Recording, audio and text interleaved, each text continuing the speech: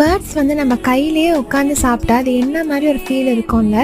சின்ன வயசுலலாம் வந்து நிறைய டைம் நினச்சிருக்கேன் இந்த பேர்ட்ஸ் எல்லாம் நம்ம கையில் வந்து உட்காந்தா எப்படி இருக்கும் அப்படின்னு சொல்லிட்டு.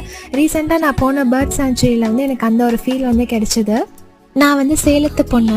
அங்கே வந்து ஏற்காடு வந்து ரொம்ப பக்கத்துலேயே இருக்கனால அடிக்கடி ஏற்காடு போவோம். பீக்கு பார்க் அப்படின்னு சொல்லிட்டு ஒரு இடத்துல வந்து நிறைய பேர்ட்ஸ் வந்து வச்சுருக்காங்க. அங்கே இருக்க பேர்ட்ஸ்க்கு எல்லாத்துக்கும் அவங்களே வந்து ஃபீட் கொடுத்துருவாங்க.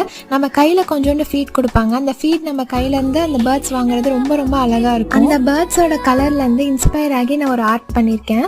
ப்ருஸ்டோ அப்படின்ற ஒரு பிராண்டில் வந்து மாஸ்கிங் ஃப்ளூயிட் வந்து இருக்கும்.